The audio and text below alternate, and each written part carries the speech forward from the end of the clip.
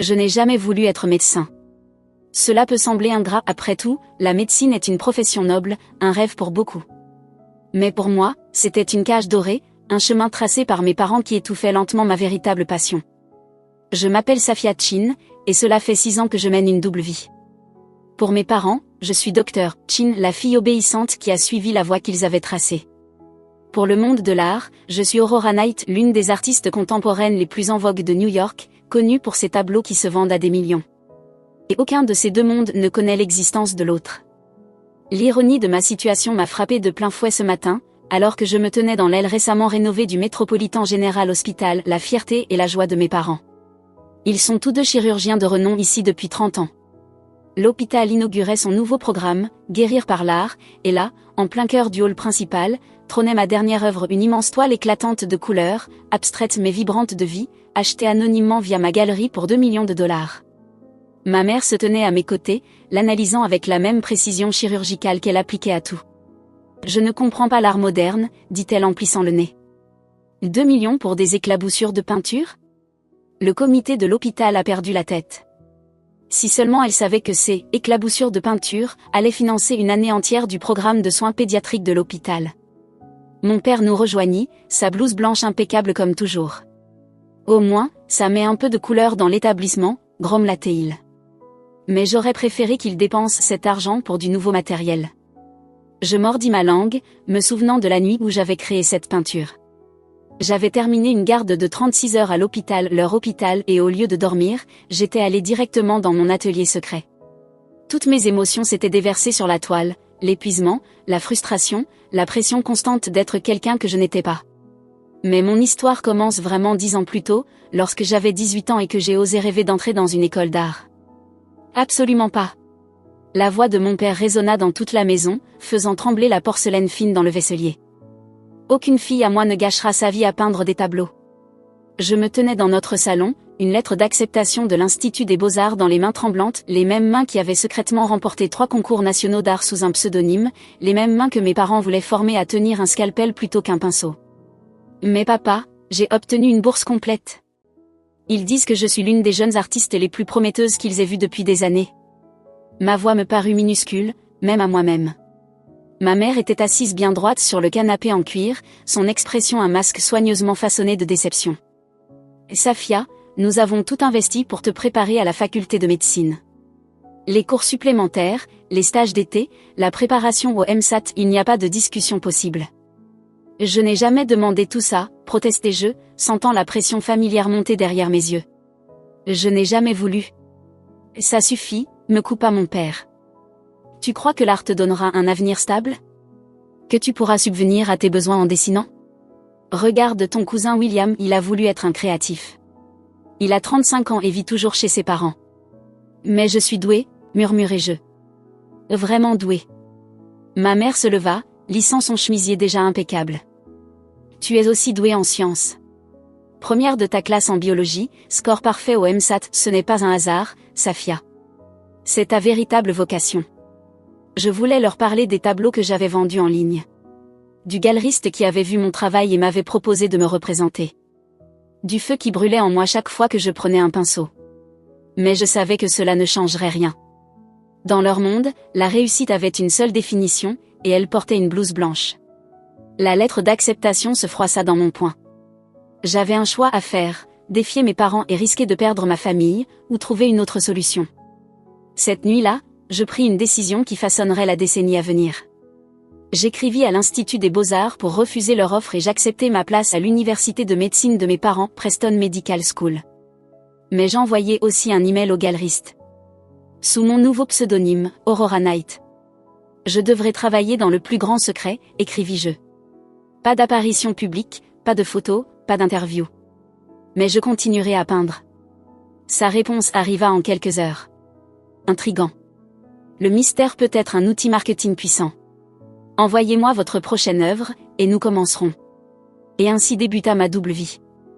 Le jour, je me jetai corps et âme dans la faculté de médecine, étudiant l'anatomie humaine avec la même précision que j'appliquais à la théorie des couleurs. La nuit, dans un petit studio que je louais sous mon alias, je créais des œuvres qui commencèrent à attirer l'attention des collectionneurs du monde entier. La première année fut la plus difficile. La faculté de médecine était aussi exigeante que mes parents l'avaient promis, et certaines nuits, j'avais l'impression que la pression allait me briser. Mais d'une manière ou d'une autre, l'épuisement et le stress alimentaient mon article. Mes tableaux devinrent plus intenses, plus émotionnels. Les critiques les qualifièrent de bruts, viscéraux, presque chirurgicaux dans leur précision. S'ils savaient. Ma première grande vente eut lieu en 2e année de médecine, un triptyque vendu pour $180 000. Je célébrais seul dans mon atelier, dansant en silence parmi mes toiles, sachant que je ne pouvais en parler à personne. Mes parents m'appelèrent cette même nuit, fiers que j'ai obtenu une note parfaite à un examen de pathologie. Je les laissai parler, me demandant ce qu'ils diraient s'ils savaient que leur fille, brillante étudiante en médecine, venait d'être saluée comme la nouvelle étoile montante de l'art contemporain. Les années suivantes suivirent le même schéma. J'excellais dans mes études de médecine, recevant les éloges et l'approbation que mes parents avaient toujours désirés. Mais dans le monde de l'art, Aurora Night devenait une sensation. Mes peintures se vendaient à des prix de plus en plus élevés, et le mystère entourant mon identité ne faisait qu'ajouter à leur attrait. Les collectionneurs adoraient l'histoire, l'artiste anonyme dont l'œuvre semblait capturer l'essence même de l'émotion humaine. « Votre technique est remarquable », écrivit un critique influent. « Il y a quelque chose de presque clinique dans votre compréhension de la nature humaine, et pourtant votre expression en est une pure poésie. » J'avais dû en rire. S'ils savaient seulement combien d'heures j'avais passé à étudier l'anatomie humaine. Au moment où j'obtins mon diplôme de médecine, j'avais gagné suffisamment grâce à mon art pour acheter une petite île privée, mais jamais je n'aurais pu le dire à mes parents. À la place, j'acceptais docilement un poste de résidente dans leur hôpital, le Métropolitan Général, tout en maintenant mon atelier secret à l'autre bout de la ville. Cet équilibre était épuisant. Mais un phénomène inattendu se produisit. Je découvris qu'être médecin faisait de moi une meilleure artiste, et être artiste faisait de moi une meilleure médecin. Ma compréhension de l'anatomie humaine apportait une perspective unique à mes peintures, tandis que ma sensibilité artistique m'aidait à me connecter avec mes patients d'une manière que mes collègues ne pouvaient pas tout à fait égaler. Mais à chaque fois que mes parents se vantaient de leur fille médecin, à chaque fois qu'ils me rappelaient à quel point ils avaient eu raison de me pousser vers la médecine, je pensais à ces tableaux qui se vendaient pour des millions sous un nom qu'ils ne connaîtraient jamais jusqu'à ce matin. Ce matin, alors qu'ils se tenaient dans leur propre hôpital, critiquant sans le savoir l'œuvre de leur fille valant des millions. La même œuvre qui allait financer le programme de soins pédiatriques qu'ils tentaient d'agrandir depuis des années. Et c'est à cet instant que je compris, il était peut-être enfin temps pour Aurora Night de sortir de l'ombre. Mais je n'aurais jamais imaginé ce qui allait se passer ensuite. La décision de révéler mon identité ne fut pas prise sur un coup de tête. Elle se construisit lentement, comme des couches de peinture sur une toile, chaque petit événement ajoutant un trait de plus à l'ensemble. La critique de mon père sur le tableau du hall de l'hôpital ce matin-là ne fut que la touche finale. Ce qu'il ignorait, c'est qu'une autre de mes œuvres allait être dévoilée ce soir-là au Metropolitan Museum of Art. Debout dans le couloir stérile de l'hôpital, toujours en blouse blanche, je consultais mon téléphone. 3 appels manqués de Marcus, mon galeriste. Un message s'afficha sur l'écran. Gros problème pour le vernissage de ce soir. Il faut qu'on parle au plus vite. Je me réfugiai dans une salle de consultation vide, le cœur battant. Marcus, qu'est-ce qui se passe? Sa voix grésilla dans le haut-parleur, tendue d'inquiétude. Le Times va publier un article sur Aurora Night. Quelqu'un a parlé. Ils prétendent connaître ta véritable identité. Mon sang se glaça. C'est impossible. Seul toi. Ce n'est pas moi, coupa-t-il. Mais quelqu'un à l'hôpital a fait le lien. Ils ont remarqué que tu n'es jamais de garde lors des grandes expositions d'Aurora Night. Ils ont associé la précision anatomique de ton travail à une formation médicale. Ils publient l'article ce soir juste avant le vernissage au mai. Je m'affalai sur une chaise, les jambes soudainement faibles. 6 ans de secrets soigneusement entretenus sur le point de s'effondrer parce que j'avais été négligente dans mon emploi du temps. On peut les en empêcher, murmurai-je. Pas à moins de confirmer ou démentir officiellement. Il nous donne 1 heure pour commenter. À travers la fenêtre de la salle de consultation, j'apercevais mes parents au loin, faisant leur tournée ensemble comme ils le faisaient depuis 30 ans. Ils avaient l'air si confiants, si sûrs de leur monde et de leur place en son sein. Je te rappelle, dis-je à Marcus. J'avais passé des années à maintenir cette séparation, la fille médecin dévouée et l'artiste millionnaire mystérieuse.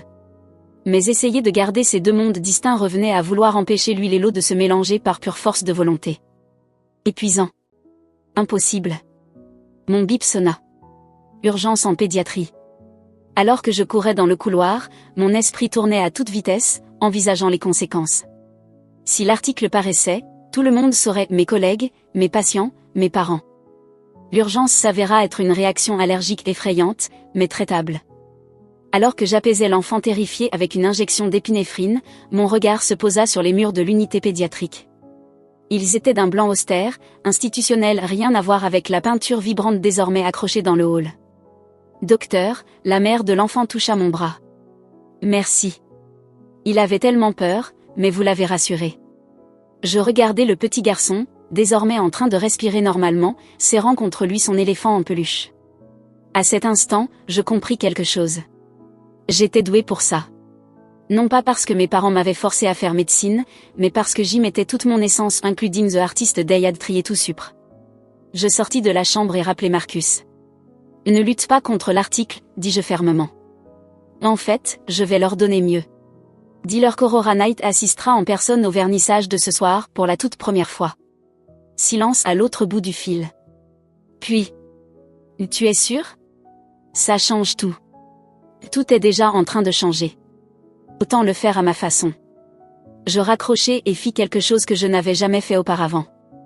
Je demandai un congé en urgence pour la soirée. Mon superviseur fut surpris, j'étais connue pour ne jamais demander de changement d'horaire mais accepta, compte tenu de mon dossier exemplaire. Puis j'appelai le bureau de mes parents. Maman, papa, j'ai besoin que vous veniez au Metropolitan Museum of Art ce soir. Il y a quelque chose que vous devez voir. Le musée? Ma mère sembla perplexe. Sophia, nous avons un dîner prévu avec le conseil de l'hôpital. S'il vous plaît, coupez-je. C'est important. Plus important qu'un dîner. Peut-être y avait-il quelque chose dans ma voix, car après une pause, mon père demanda. À quelle heure? De retour chez moi, j'ouvris le placard secret où je conservais mon identité d'Aurora Knight. Contrairement à ma garde-robe de médecin, purement fonctionnelle, ces vêtements étaient une forme d'expression artistique, des pièces soigneusement choisies pour faire passer un message sans dire un mot. Je choisis une robe en soie peinte à la main, l'une de mes propres créations. Chaque coup de pinceau racontant une partie de mon histoire. En m'habillant, je pensais au tableau qui allait être dévoilé ce soir. Il était différent des autres, plus personnel, plus révélateur. Je l'avais intitulé Fille de la médecine, et j'y avais insufflé toute la complexité de ma double vie. La figure centrale était une femme en blouse blanche, mais son ombre sur le mur était celle d'une artiste à son chevalet. Les instruments médicaux se transformaient en pinceaux. Les couloirs de l'hôpital s'illuminaient de couleurs éclatantes. Et à travers l'ensemble, s'étirait le rythme régulier d'un moniteur cardiaque, rendu en feuilles d'or. Je l'avais peint durant une semaine de nuit en soins intensifs, ajoutant chaque couche entre deux rondes. Parfois, la peinture s'était mêlée à mes larmes d'épuisement. C'était à la fois une confession et une déclaration. Et ce soir, il allait se vendre pour 3,5 millions de dollars. Si la vente était toujours d'actualité après ma révélation. Mon téléphone vibra à nouveau. Marcus. The Times accepte de reporter l'article jusqu'après le vernissage.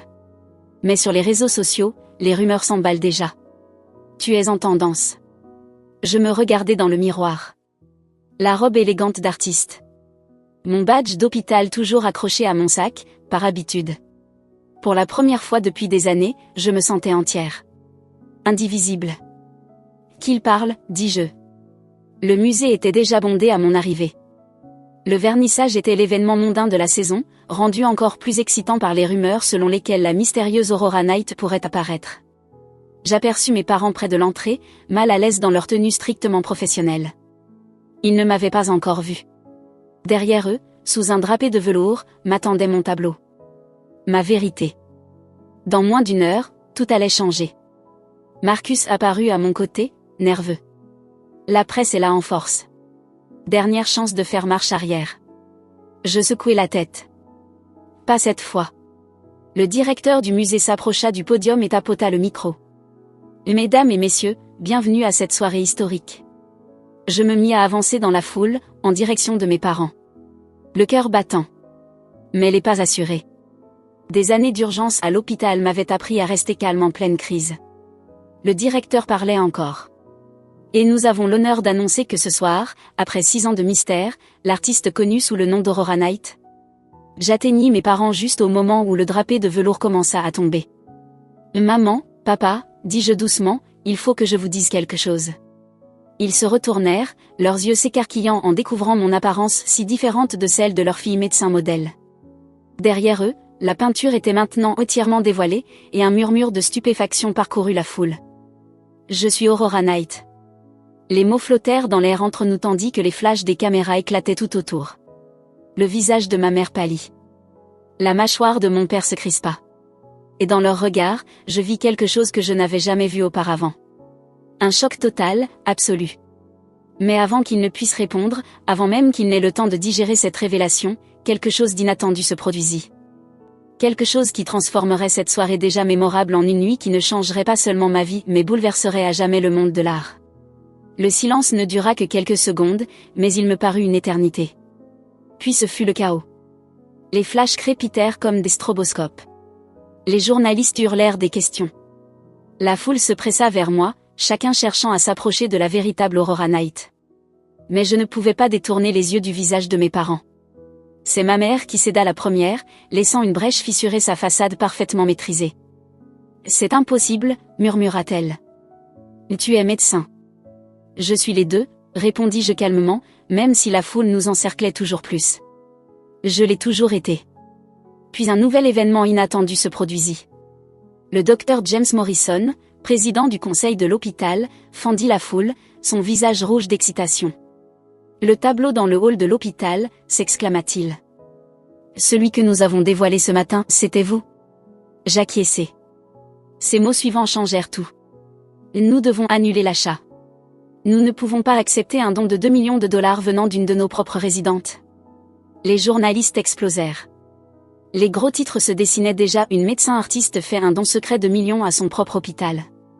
Mais la voix de mon père coupa net le tumulte. « Un don ?» Il se tourna vers le docteur Morrison.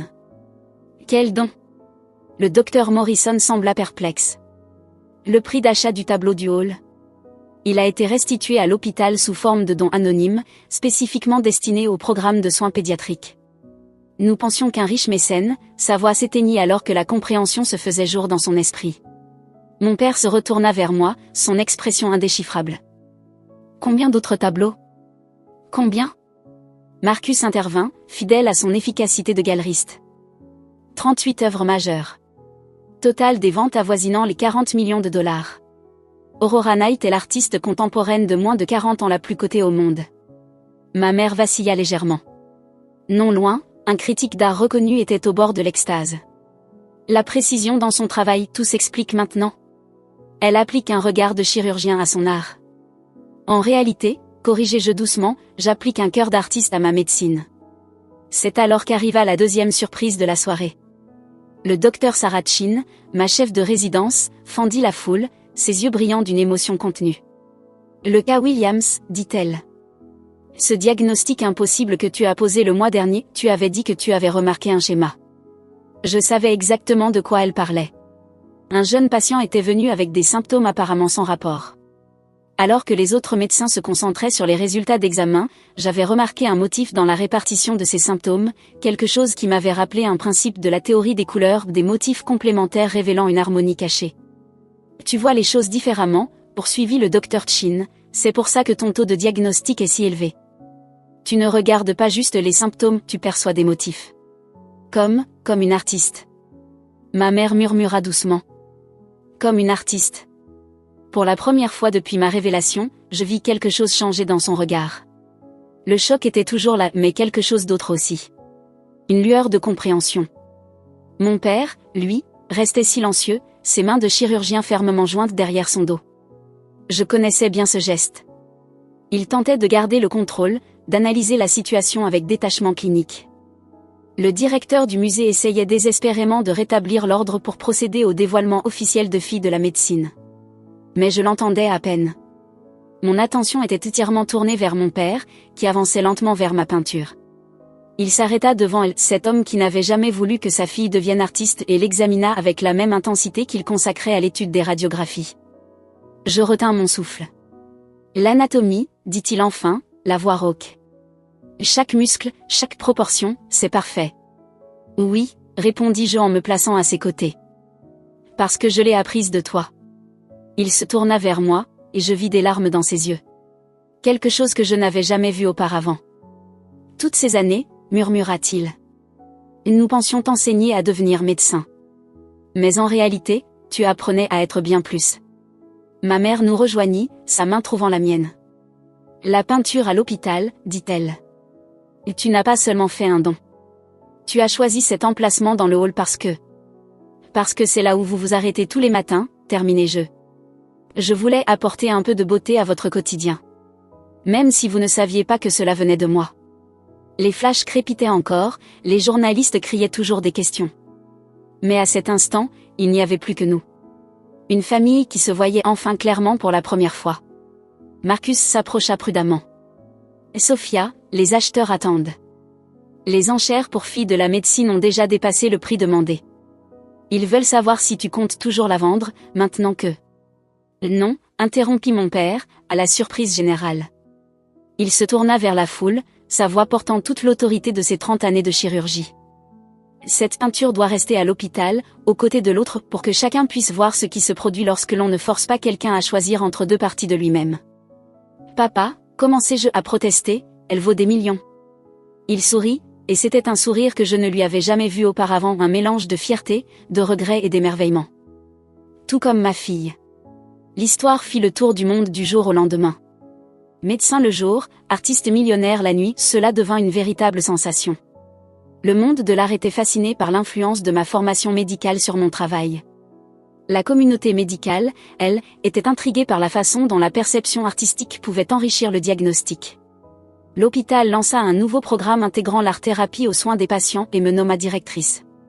Aujourd'hui, mes peintures sont exposées aussi bien dans des galeries que dans des hôpitaux, faisant le lien entre deux univers que je croyais autrefois irréconciliables.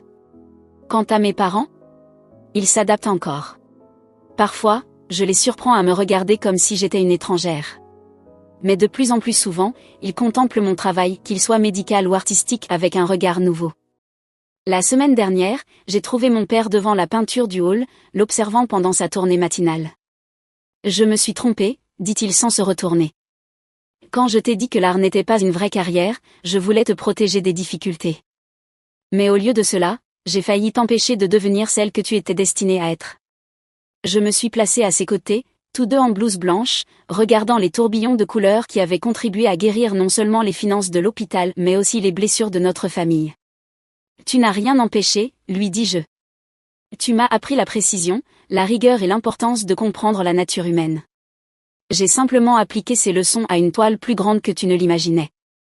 Il rit un vrai rire, libéré du poids des attentes. Ta mère parle de prendre des cours de peinture, tu sais. Elle dit qu'elle veut mieux comprendre ton monde. Ça a toujours été le même monde, répondis-je doucement. J'avais juste besoin que tout le monde le voie. Désormais, quand on me demande si je suis médecin ou artiste, je souris et je dis la vérité. Je suis quelqu'un qui refuse d'être défini par les limites imposées par les autres.